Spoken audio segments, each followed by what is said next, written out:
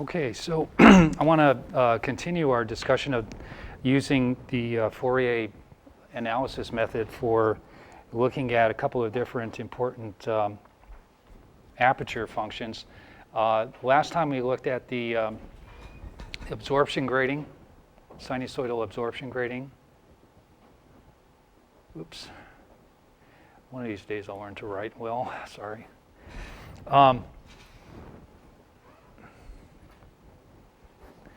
And again, I really find this Fourier analysis to be very slick. I don't know, it's just really kind of cool the way you can look at different different objects and calculate diffraction patterns from it. And again, you'll find this to be a really useful tool going forward if you haven't played with it so far. But at any rate, in this absorption grating, of course, we have a we have this sinusoidal absorption modulation. Just to give a very quick summary of what we did last time. And this has this modulation depth of m, all right? And this may be, say, in the x direction, or rather the psi direction. X direction would be in the Fourier plane. And so with that, we formulate a transmittance function. The transmittance function again has a, this is a half plus m over 2 cosine of 2 pi chi over the period. And then they're surrounded by a kind of an aperture function here on both sides. There would be another function over there, or another segment of that there with the width of w, half width of w.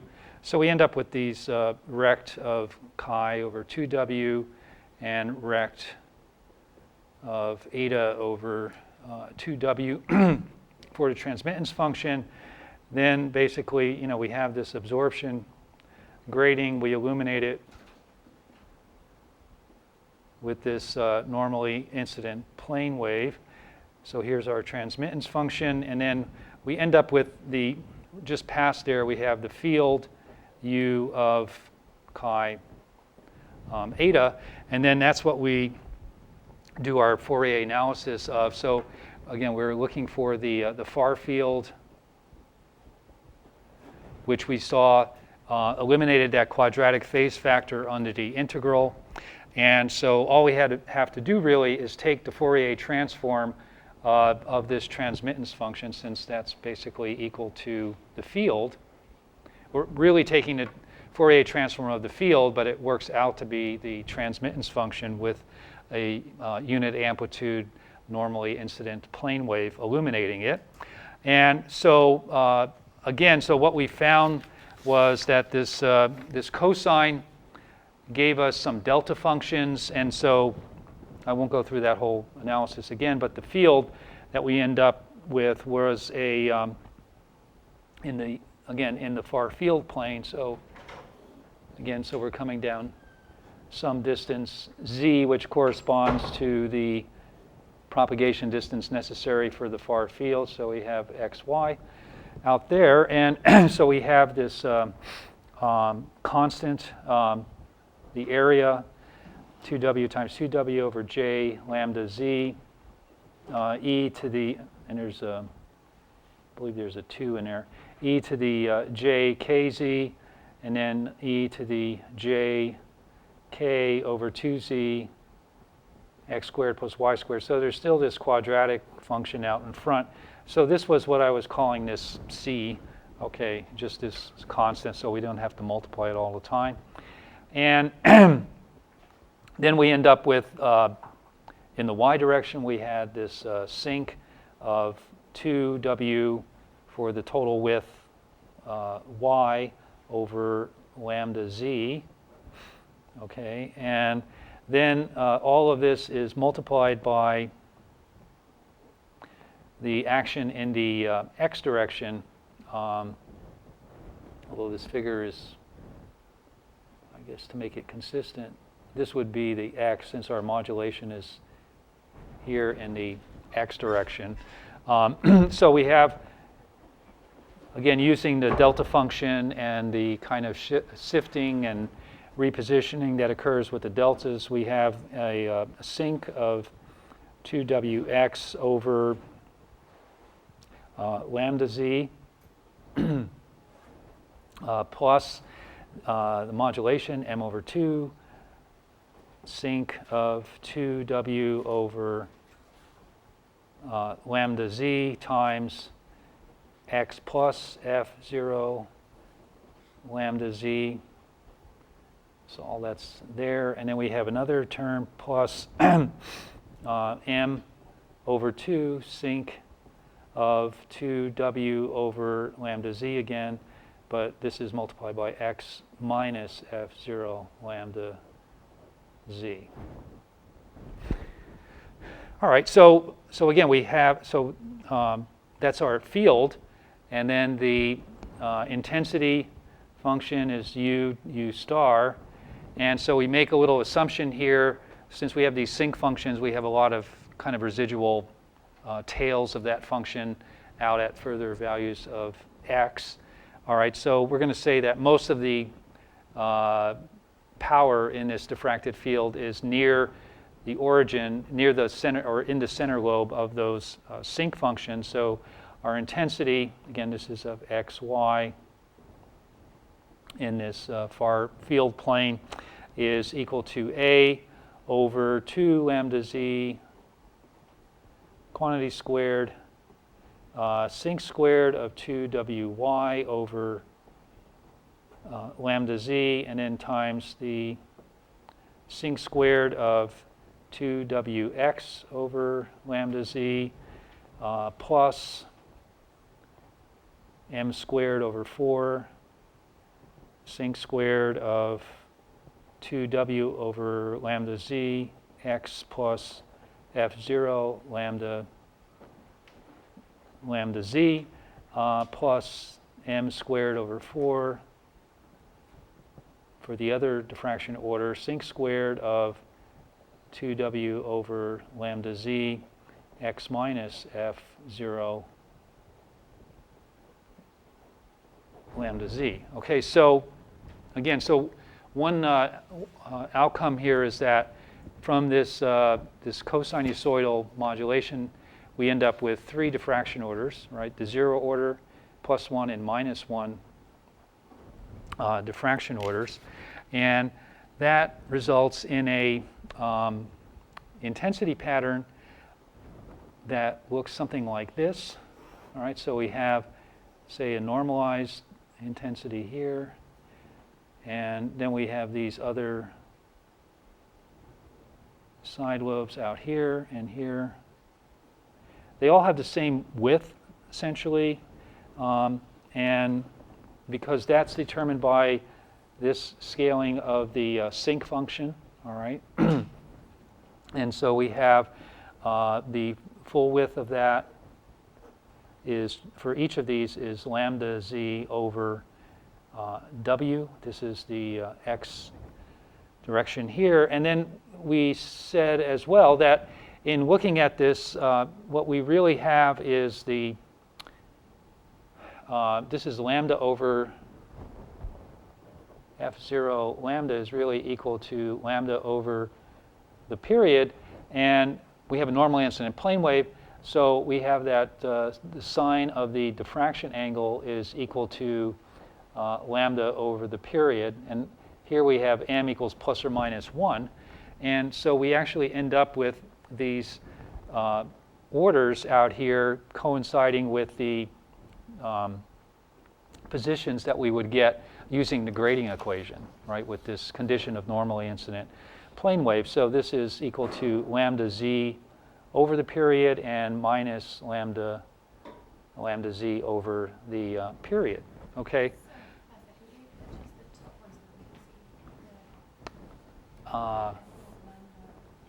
Okay. Here we go. Yeah. So again, this is pretty cool because we were able to. That should be the same height, of course, but. So this has a magnitude, though, that's m squared over 4, and relative to this 0 order, which is 1. So you can kind of see that in here.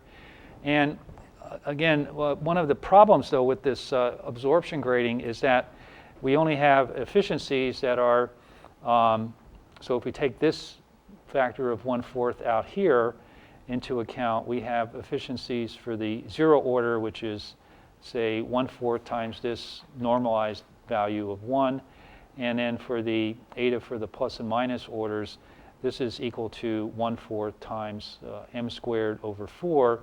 And if m, so in the maximum case, when m is equal to 1, so we have perfect contrast in that absorption grading, these values will only be equal to 1/16.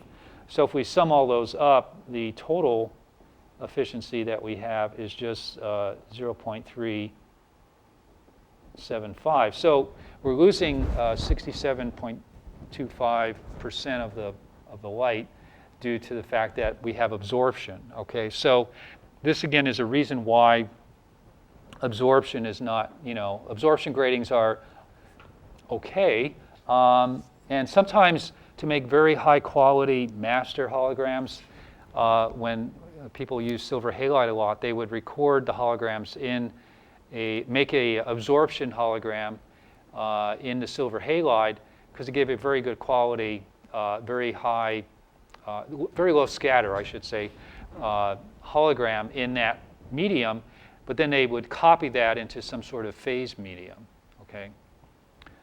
So anyway, so this was kind of a summary of what we did last. So as you may notice, I spend a few minutes at the beginning of each class kind of going over a few highlights from last time. Is that okay? I don't want to bore anybody, but I thought rather than just plodding through everything, I do want to emphasize things that I think are pretty important. So, a 5-minute or 10-minute overview I was hoping would be okay, and it sounds like it is. So, okay, all right. All right, so now, okay, so let's look at the phase grading. So we did start this last time. All right, and so here, again, so we have a phase. So we have this, instead of absorption modulation, we're going to have to create phase modulation in some way.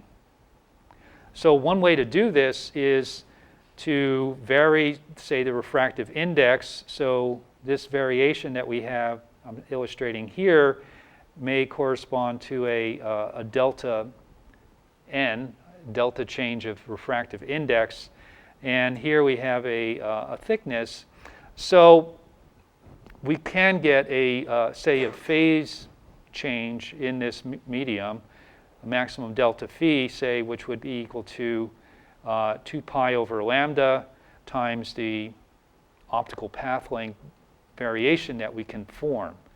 Okay, you can also do this, say, if you made a photoresist grading, you can make a surface relief grading like that. And so there you would have something like, say, an n minus 1 times, you now have this height here, so you have d and so forth. And so you can also create this with a surface relief grading, like a grading in photoresist, or you can etch. There's which is a kind of a standard technique. There's some very nice techniques now using what they call grayscale lithography. So instead of getting very discrete transitions, you can actually do various transitions like this, or make a sawtooth. We'll talk about sawtooth here because it's in the homework problem.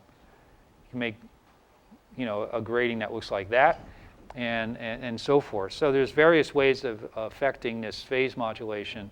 This is just one way.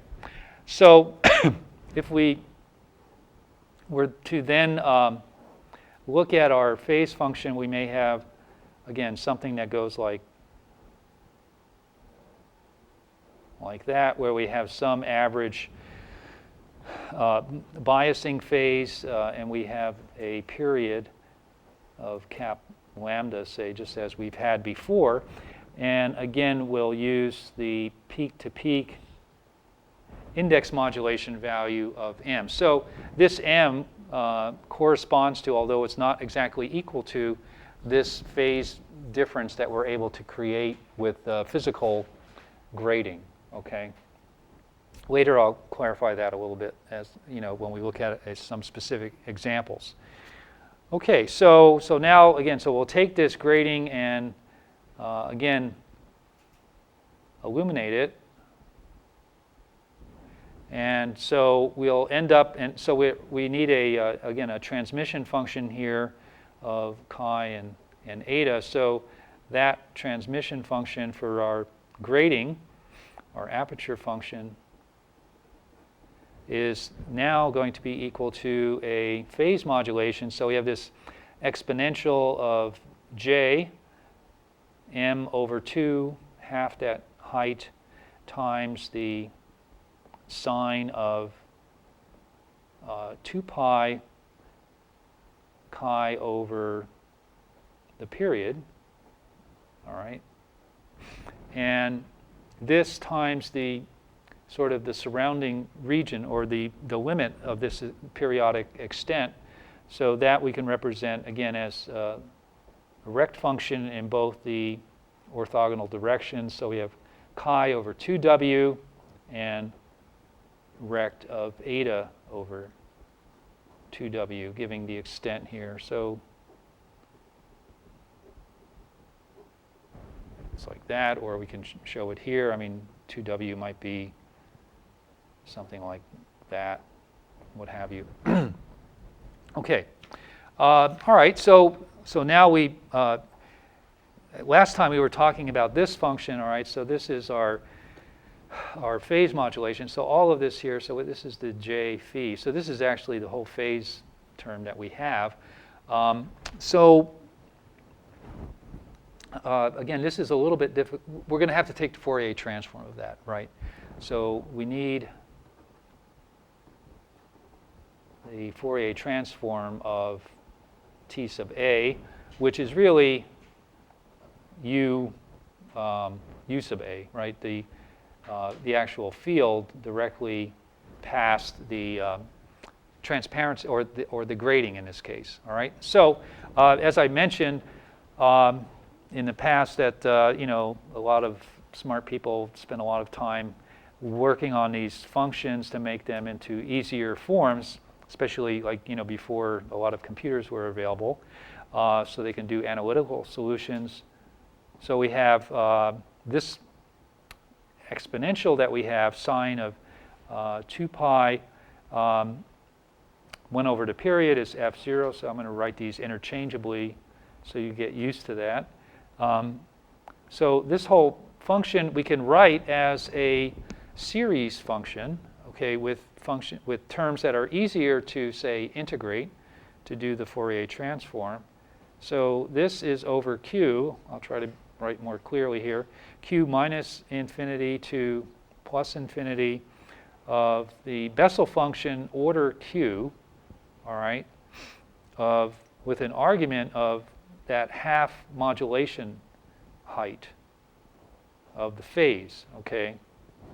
And this then is times phase functions as a phase multiplier exponential of j 2 pi q, so this index comes in there as well, times f0 chi. All right, so it may not look like it, but that is a easier function to work with as far as obtaining the Fourier transform. So again, so notice we have this product of functions here. So we can actually just take the Fourier transforms of each of those and then convolve them in the end, right? So we have a product of functions. Again, we're going to take the Fourier transform of T sub A of chi and eta. So we're going to end up with a Fourier transform of this phase function that we have, or of the, I'll just call it the phase term. And this is now going to be, say, we can write this as being convolved with the Fourier transform of the aperture function. All right? So let's look at the Fourier transform of this phase function, all right, which is, that's what this is here. So here's the phase function, and this is the aperture part of that.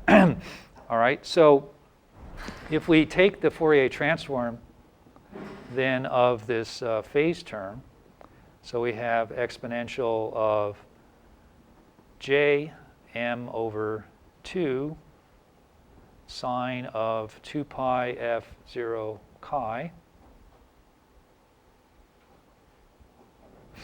Okay, that is going to be equal to summation again, all right? So we're now putting in this part here, so we're actually taking the Fourier transform of this, not that, but they're equal. So we have the summation, again, q equals minus infinity to infinity of j sub q of m over 2. And the Fourier transform of this exponential, right, that's just a phase term. So if you remember our kind of our shift theorem that we had before, when we take the Fourier transform of a phase term, we end up with a delta function or a shifting of that function, right? So very nicely, this works out to be a delta function, which is nice because we have to do a convolution of f sub x minus q f0, okay, and then we have fy. There's no shifting in that direction, but because the phase term is all in the chi direction there, all right? So this is very, again, very slick. I mean, it just kind of falls out in this case. So now we have to take this and convolve it with our aperture function, and in order to get the total Fourier transform. So the Fourier transform of our t sub a of chi and eta now is going to be equal to, we get a scaling term because of the sinc function multipliers times the variables, a, which is basically 2w times 2w. And then we have the aperture part, sinc of 2w f sub x, which is x over lambda z. And we have sinc of 2w f sub y. Okay, so we have this, and all of this is convolved with this summation term that we have here.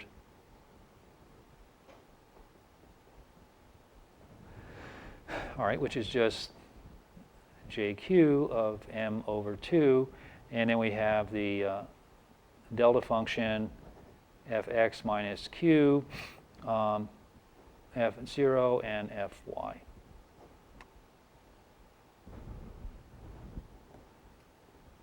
Okay, that finishes that off. All right, so great. All right, so we end up, so nice. Also notice these kind of, these nasty Bessel functions are really not a function of chi, right? So, or x, all right? So we don't have to worry about them too much. They're just going to be weighting functions, right? So all of these are kind of a weighting function or a weighting term, which is going to scale each of these terms in this infinite series that we have, all right? So when we do that convolution then, we simply end up with a, and then we have this series summation from minus infinity to infinity of j sub q m over 2 times these displaced sinc functions in the x direction or fx direction. So we have fx minus q f0, and we have In the y direction, it's just sinc of, yes, you're absolutely right. I just noticed that too. Sorry. There is a 2w right there, times all that, and we have a 2w_fy. Sorry, I was just getting ahead of myself a little. Okay, all right. So again, so we're almost there. So all we have to do now is to get the field, again, in the far field, u of x, y.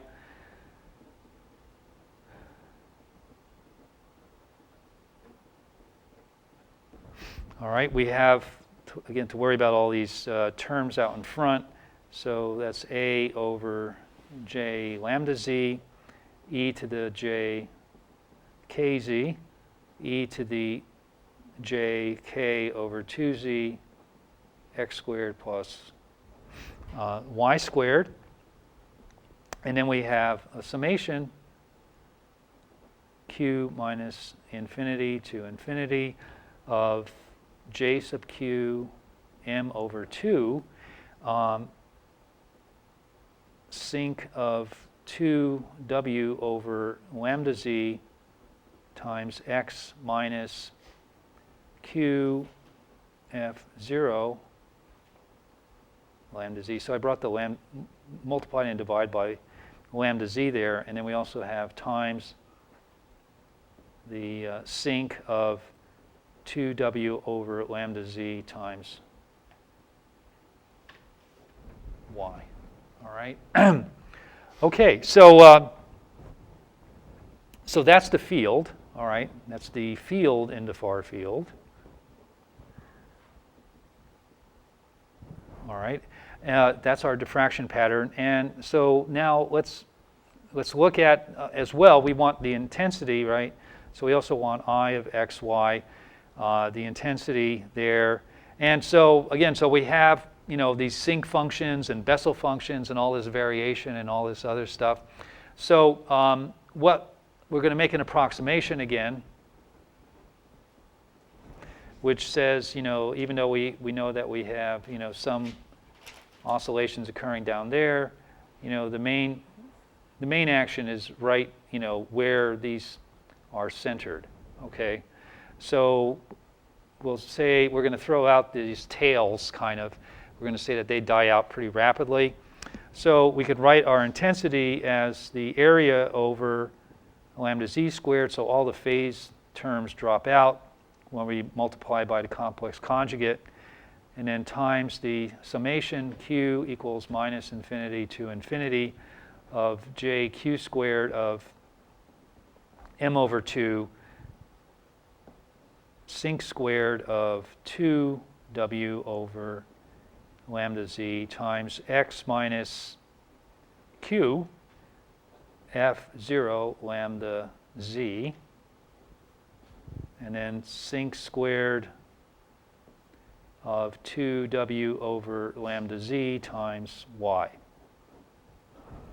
Okay, so that's our intensity function. And notice big difference with the absorption grading in that instead of just having a 0 and plus and minus 1 order corresponding to that cosine, we have a whole infinite set of diffraction orders that are possible in this. Okay. Now, again, so what does this tell us, though? What does this intensity pattern look like, and how do we deal with it? Well, again, notice that we have the actual lobes here are described by sinc squared functions. Okay. But each of the magnitudes are going, the heights of these are going to be weighted by this, the Bessel function of order q. So the q corresponds to the diffraction order.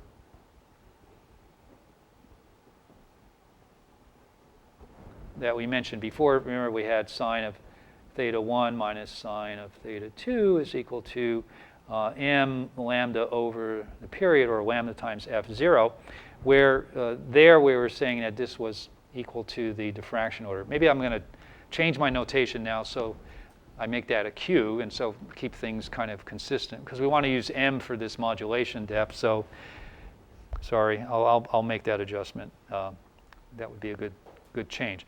So let's look at an example. All right. So let's take a value for M. Remember, M is this argument of the Bessel function here, and it also was the term that we had here. So the units of M are radians, right? Because this is actually a sort of an angle, right? In here, this e to the j term. So we have, let's take a value for this of 8 radians. All right. And so that's the peak-to-peak phase delay that we have. And if we look at this, again, we're going to have various diffraction orders in our system. Okay, and the spacing for those diffraction orders, again, are going to be lambda z over the period. Okay, so at each value of lambda z over the period, and then we have 2 lambda z over the period, and 3 lambda z over the period. And this is the value of x, right? And this goes on because we have, we're going to have each of these are the q values, right? So here's 1 and 2 and 3. So these are all the q values that we have. And then they're also going to be out here, 1, 2, 3. We're going to have a sinc squared function, which is weighted by the magnitude of the qth Bessel function, or the order of the diffraction order. All right, so we have, say, so for this particular case, all right, here we're going to have a value that looks like something like that for the 0. So this is about 0.15 out here. And then it turns out that the first order and the minus first order, minus lambda z over the period, is very suppressed. So there's a little bump there, but it's really small, okay, with this particular value for the argument for that Bessel function. So you might want to check that. It's but it is pretty small. And then the next appreciable order is the second order. So we have values which are actually pretty close to the 0 order out here. And then the third order is actually the largest here.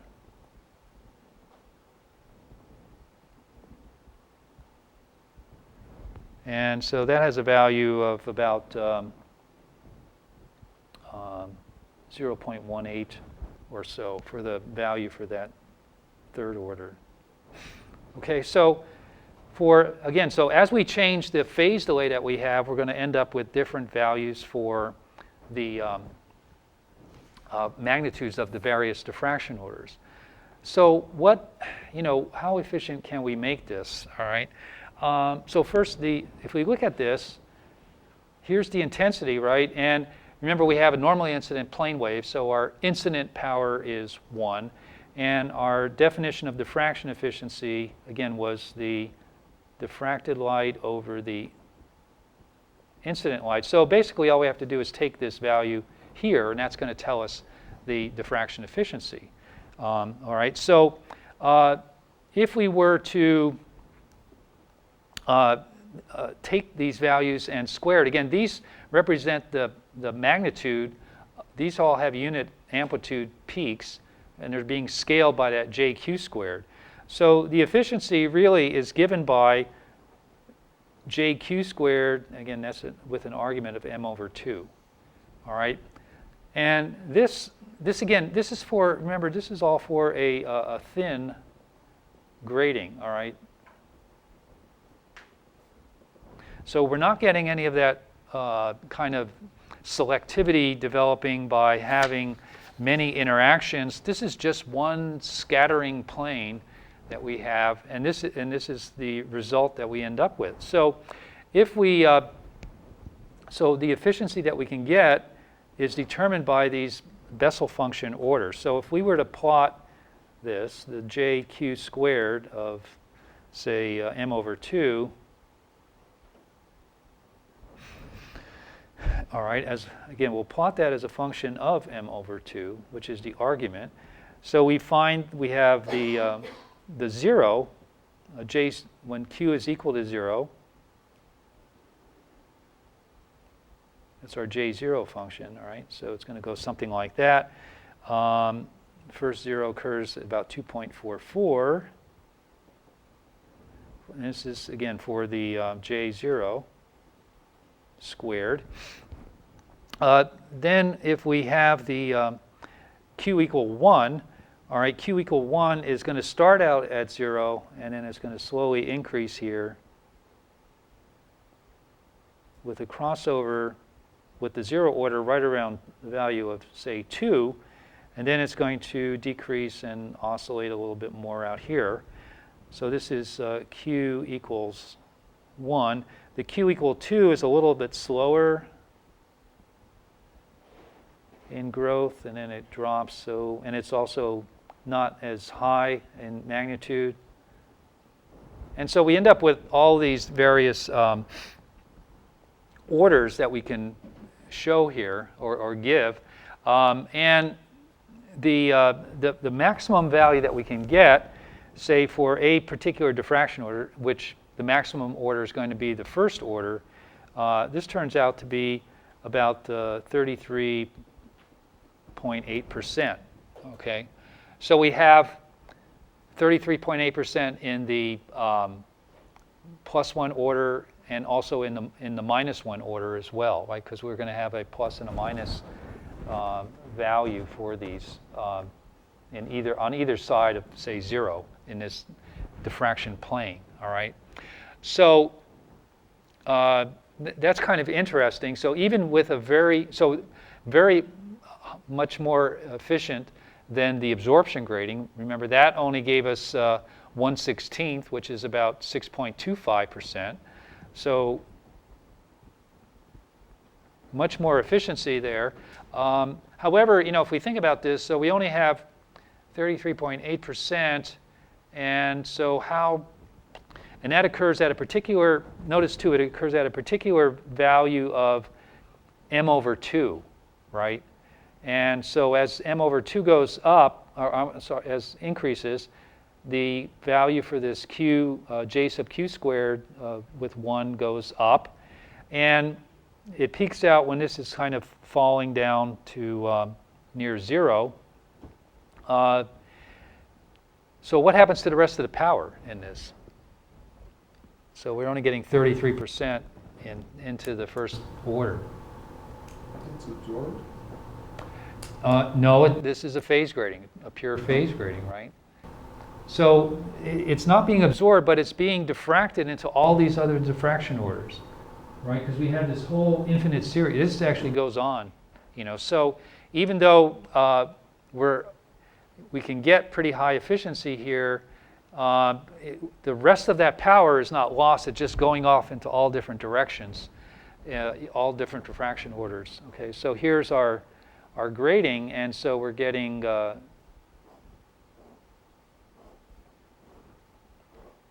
we're getting all this power being diffracted all over the place in this particular grating. So even though it's a sinusoidal grating, it's a sinusoidal phase grating, you don't just get the plus and minus in 0 order. You get all of these different diffraction orders because, again, it's a pure phase, and you end up with this summation of all these different Bessel functions.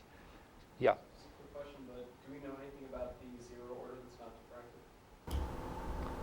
Well, the 0 order that's not diffracted, again, as the phase modulation changes, the amount of power in that order has to go down because that power is being now distributed into all these other orders. Okay. So it just continues in the along, say, the axis here, just like it always does. Does that answer your question? Or? Yeah, I was just kind of thinking that it looks like according to our graph there that it would have the highest incident power, but do we have like an equation as to how much that diffuses according to like the thickness of our grating, for instance? Well, again, it's a function of m, and m is a kind of a function of this index modulation and thickness that we have to create that phase modulation. All right, so that's how that's related. And notice too, all of these other Bessel functions, right at, when m over 2 is 0, there's no power in these other orders, because essentially at that point we have no grading, right? Because there's no modulation, there's no phase modulation. So it only starts to increase, and the power has to come from somewhere, so that 0 order has to decrease in order to allow power to grow in these other orders. Okay. So again, that's a very interesting result that could be obtained very simply with this Fourier analysis. Okay, so what I wanted to do next, since I assigned a new homework set, and it's a little more difficult than certainly than the first problem set. I wanted to go over some of the details of that. So for two reasons. One, so you're not having a lot of questions, and so then the second part is so you're not having a lot of questions that you have to ask me. So I thought maybe I'll just fend them off right in class in one fell swoop maybe. All right, so this problem, okay, so there's a couple of different, we're continuing on this theme of the aperture functions, all right, except now we make the aperture functions a little more interesting. Okay, so the first problem is that we have an absorption grating here, and so we have a modulation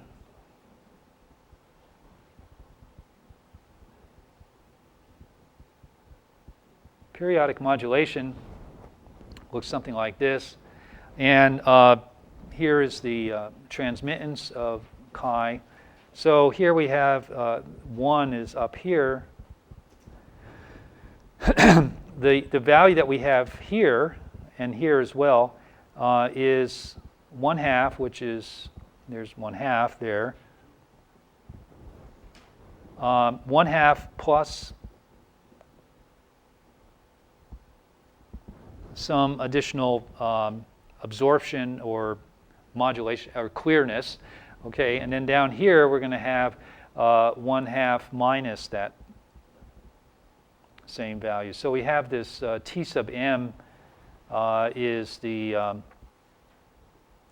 separation between these the high and the low here. All right, so here we can look at this in the following way. So we have this is equal to say 1/4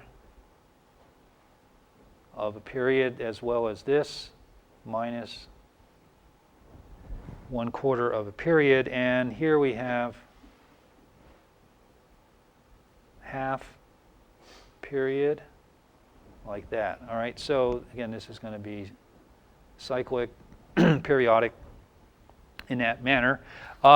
So we can write our, so we need a transmittance, right? Our whole method is we find the transmittance function, we take the Fourier transform of that, and then we maybe multiply it by a scaling factor in order to get what we need for the Fourier transform, all right, or the diffraction pattern. So here, the first question they ask is what is the fraction of incident light transmitted by the grating? Okay. Well, the fraction of light transmitted, we can say that is going to be equal to, since this is periodic, if we can get the one value for the period, we pretty much have it for the whole aperture. All right, so here, all we have to do is now take the integral over one period of the,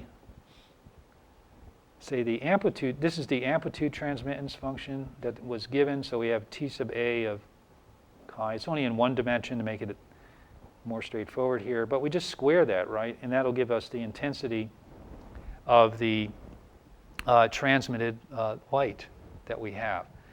So again, the critical part is what is that transmittance function? So we can just break it down, right? It's just going to be rec functions. And so we have in the region where chi is out here, oops, that should be a negative.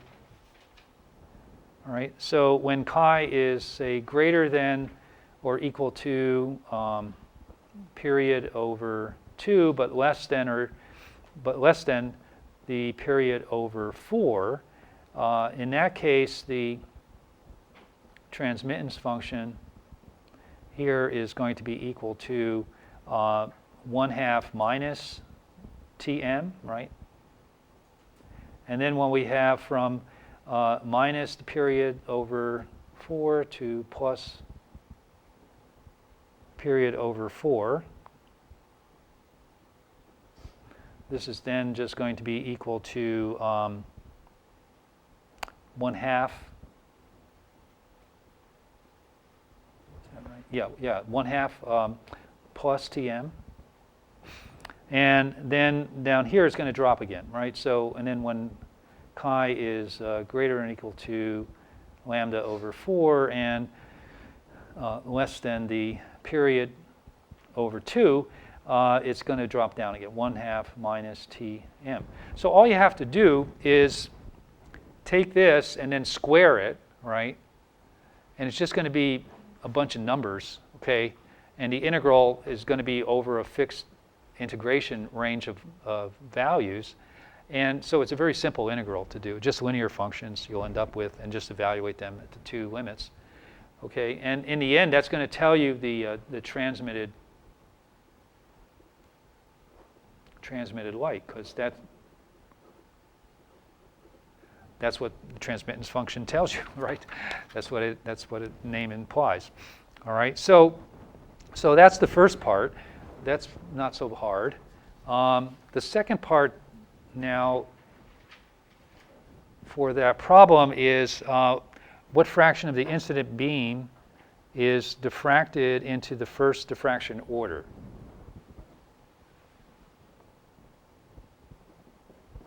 Okay. So how do we get that? All right. Well,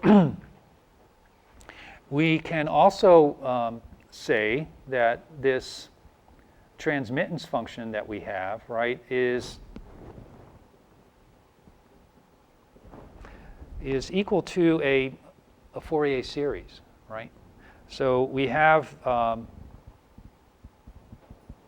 series representation of that, say from n equal minus infinity to infinity, and the series representation has a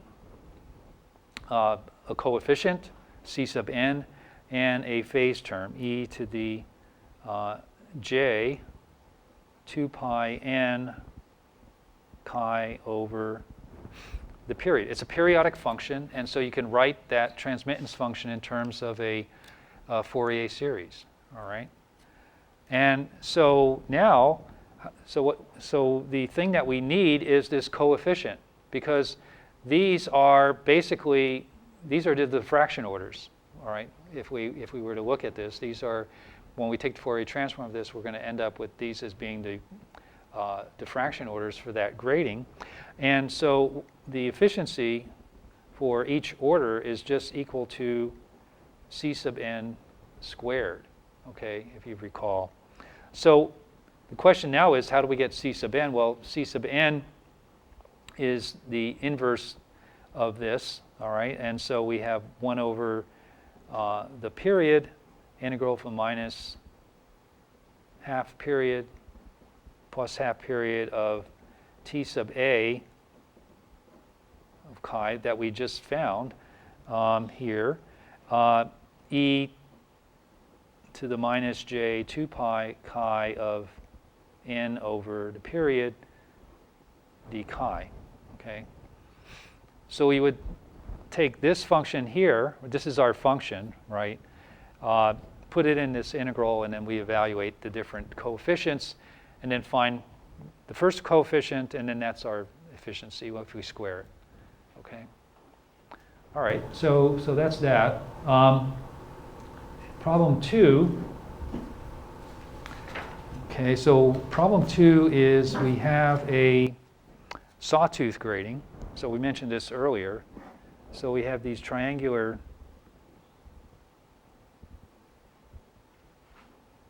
functions that look like that. And what is this function that we have? Well, it's a phase function, all right? So here we're actually plotting the phase as a function of that variable chi. And so we have the phase function for this is within each period, it's a linear function of 2 pi over the period times chi. All right, so that's basically what we have for that function. And so the problem is find the diffraction efficiencies for all orders diffracted by the grating. All right, so how do we get that? Well, again, we follow the same rule that we had here. All right, so all that we need to do is, in order to find the efficiencies, we need to find these coefficients.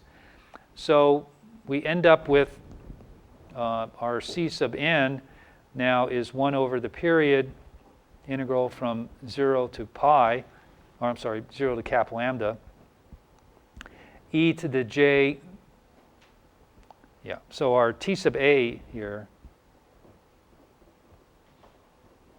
is equal to e to the j 2 pi over period times chi, right? Because it's the phase, this is the phase, but it's a phase term. It's not just the phase. It's a e to the j term. So we have e to the j phi of chi times e to the minus j 2 pi chi n, where n is the order or the series term, over the period and then integrated d chi. All right. So again, you're not going to find a couple of them. You don't have to do the whole infinite number of them. At least the first orders and so forth. Okay. All right, so that's problem number 2. And so now let's look at problem number 3. So here we have a rectangular grating, or rectangular land grating. And again, so we have a period here of cap lambda. And what I plotted really is, again, the phase. So this is a phase modulation. The phase as a function of the period. All right. So the problem is the wording's a little bit, well, it's not difficult, but it can lead to a little confusion, as found from prior experience. So we're going to set the maximum phase value equal to some constant. So this is, say, the max phase that we have. And what we're going to look for is, one of the things that we're going to look for is what is that max phase value that gives the maximum efficiency. All right, so we'll get to that in a second, but let's step through that. So again, so we need the transmittance function once again, and the transmittance function T sub a of chi again is going to be e to the j phi of chi. So what we need is a sort of a simple description for phi, and so phi of chi here is going to be equal to, it's going to have a value of phi, all right, which is the constant that we're going to want to evaluate at some point. And it has that value between minus lambda over 4 and plus lambda over 4. So between minus lambda over 4 and lambda over 4, it has a constant value. And again, it's going to be repeated. And then it's 0 for these other segments. So this point here is lambda over 2 and minus lambda over 2, and this is lambda minus lambda over 4 and lambda over 4. So we also have between minus lambda over 2 and minus lambda over 4, it's equal to 0. And it's also going to be 0 out here. And that is from lambda over 4 to lambda over 2. Okay? So that's our transmittance function again. And if we want, so let's see, what do we want in this problem? Find the diffraction efficiency of this grating for the first diffraction orders. All right, so there's going to be a plus and minus 1. And so again, so we have C1, the coefficient for that series is 1 over the period. We integrate that over 1 period only is needed, minus lambda over 2 to lambda over 2. T sub A of chi,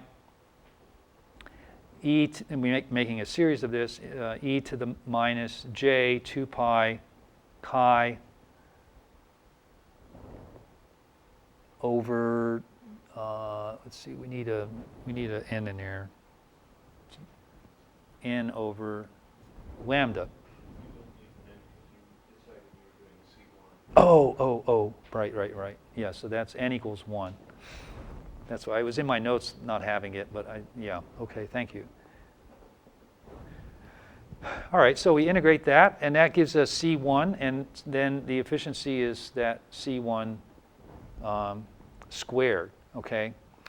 So all right, so what you're going to end up with then is some function of phi, right? Because we didn't really say what phi was, all right? We just said we had a phi value, all right? So it's a constant. And so the other question here, which again, this was the part that was a little confusing, what is phi to give maximum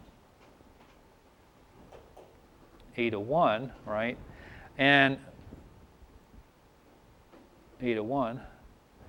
And then what is the value? All right, so that's pretty, you have to find, you're going to have to find what the value is to answer the other question. So maybe we would just say, we didn't really, but anyway, I just copied these problems out of Goodman's book.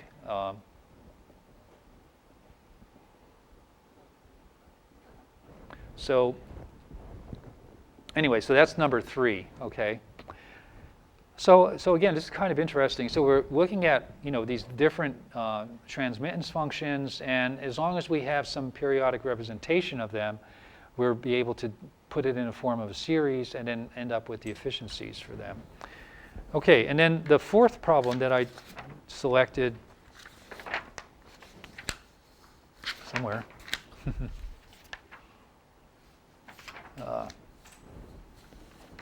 Let's see. I got it.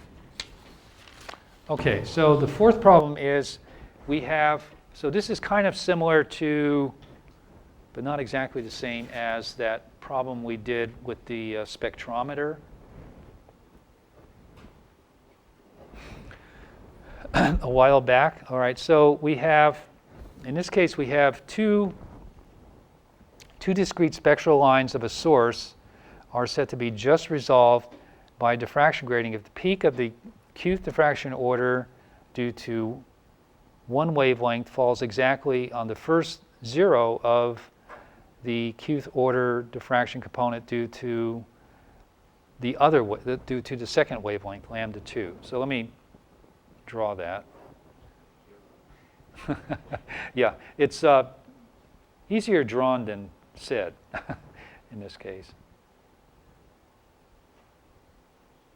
All right. So all that said was that if this is lambda 1, the peak for lambda 1, if we're going to illuminate this grating, right?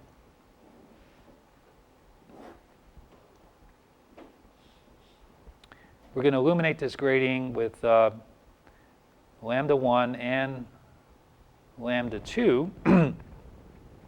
And so out here, we're going to get a diffraction order. Say this is the first diffraction order, so we're going to get out here, we're going to get the peak if we use lambda 1 in our diffraction relationship. Okay, so here is sort of drawing this on the side. So here's lambda 1. And then if we use lambda 2, then that peak is going to be off out to where this is 0. And we're going to say that if we can do that, then those two wavelengths are resolved. Okay? So we can use what we just derived, right? So if we look at this intensity that we have for the phase grading, all right, so again, there's that constant out there. And then we have, I'm going to write out the whole thing because we can answer the other part of this with this as well. So again, so we have these weighted sinc squared functions. So we have sinc squared of 2w over lambda z times x minus q lambda f0 z, and sinc squared of 2w over lambda z times y. Okay, so again, so where all the action is right here, okay, in this argument for that sinc squared function.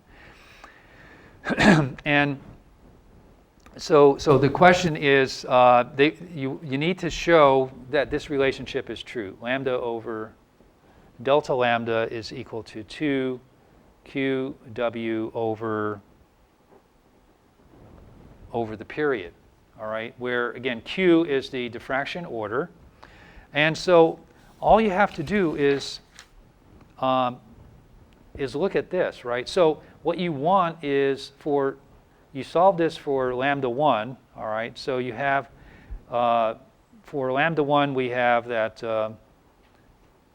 2w over lambda 1 z, and here we have, say, the qth order is the position of x, so this is the xq out there, xq minus qf0 lambda 1 z, all right? And so we have, this is for lambda 1, this is the first 0, and so that first 0 occurs when this is equal to 1, right? When that sinc squared or when that argument is equal to 1, it's going to have a 0, okay? And then you look at lambda, so then we take lambda 2, and we look for the maximum for lambda 2, and so there we have just that x q is equal to q, it's when x is equal to that argument with lambda 2 in it. All right, so this is equal to q f0 lambda 2 z. All right, so what you need to do, it has the same x q. These are the same. All right, so the rest of it will just fall out from there. So and what you want to do is represent it like this. So again, people kind of encrypt these results in different ways, but really, again, we have this very powerful Fourier description here, which tells us what the location of these values are. And we see very simply, this is even simpler than what we went through earlier with that spectrometer, right? Because it's just telling us that these sinks are, when we have the various zeros and maxima for these, that indicates the separation of the wavelengths that we're able to resolve, okay? Which is kind of the same result that we had before, except there we used the grading equation, which again is buried in here, right? This lambda times f0 is just lambda over the period, and that's equal to the sine of the angle, which was that. And so those sines of these two angles, we can look at it that way too and solve it that way if you wish. So they're all kind of interconnected, all these different ways of doing that. So anyway, hopefully that answers all the questions. Okay, so what limits the use of arbitrarily high diffraction orders? Well, for one thing, it might be hard to measure, and you might get projections. But also notice that you have this, and we saw that, you know, the weights tend to diminish as you go further out. So you may not have much efficiency out there. So there's a number of reasons why the first order is probably the most useful order from that diffraction grading. So any questions on that? Hopefully that'll save you a lot of anguish. But do go through and you know, work these for yourself, because these are, you know, really nice problems in the sense that there's a lot of surface relief grading structures that are very useful and important, and now you have the tools to analyze them, at least using this simple relationship. Later we'll see, though, that if we really want to get a good measure for the efficiency, we're going to have to go to a more rigorous description of this, which we will be able to get using what's called a rigorous coupled wave model for that. So, but it's much more complicated. This at least gives you a pretty good idea of what's happening. Okay, so there's one more kind of tool item that I want to kind of develop here and discuss before we go on to some more applications related to holography using the Fourier analysis. And that has to do with the, you know, we talked about for the far field condition, we needed to have the relationship that this quadratic phase factor went to 0. And so that was, you know, k over 2z, where we had x squared plus y squared. We needed to force that to 0, right? Or maybe that was in the aperture plane there. So because the wavelength, this is again 2 pi over the wavelength, because the wavelength is so small, this really implies that z can be on the order of, you know, tens of meters, you know, even to a kilometer if we take a fairly large aperture. So that makes this difficult to set up in the lab, you know, if you have to go very far distances in order to get to these conditions. So we can get around this by using a lens. Okay, so you know, you should, you know, definitely have a notion now of the fact that a lens is a Fourier transforming device, because if you were to, say, take, you know, just a plane wave and illuminate that lens, you know that you get a point focus, pretty close to a point focus, out one focal length away. All right? And this looks like, you know, a constant, and this looks like a delta function. Okay, so that's definitely a Fourier transform operation that's occurring there. All right, and we can generalize this a lot more. And so this is kind of true. I mean well, this is true, but I mean it's kind of true in the sense of being a Fourier transform element in this configuration. There's one specific geometry that will derive that actually is an exact Fourier transform. Okay, so this is a pretty good approximation. And what we'll actually do first is we're going to look at a couple of different cases. One is where we have a object transparency here. So here's our object transparency. We'll place it next to the lens. In another case, we'll generalize this. And so here we'll place the transmittance function somewhere in front of the lens. So here's T sub A, and look at what happens, again, in the, say, in the back focus of that lens. We could also place the object in the back here, and we'll get a different relationship there. But that relation is not used too much, but these two are used a great deal. So we'll develop expressions for those two relationships, and in the course of doing that, we'll use the Fourier transform relations and see that, again, very powerful in describing that. So what we need to do is we need to get a kind of a transmittance function description for the lens. Right? Because all of our analysis so far, what we've been doing is taking this T sub A and then illuminating it with a plane wave, and that produces essentially a field just past it, which we can then go through the Fourier transforming operations for, or with. So how do we get a transmittance function for the lens? Well, if we have a lens like that, we can kind of break it down into a couple of components, and assuming that we don't have any absorption in the glass, which is pretty good, I mean, very high transmittance, we basically have a phase transmittance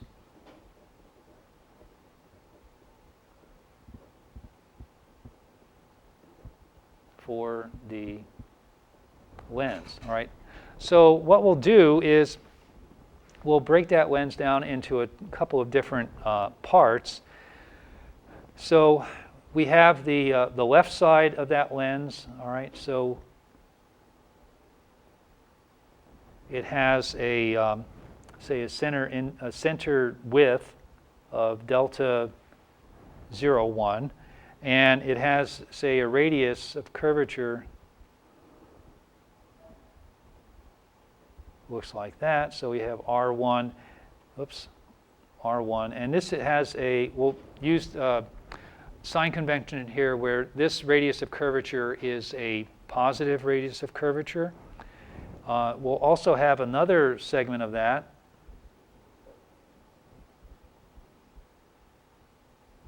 Here we have R2, but this radius of curvature is negative, so we're going to have to take into account that aspect. And then there could be, some width in the middle, all right? So, we could also have, these put together and giving us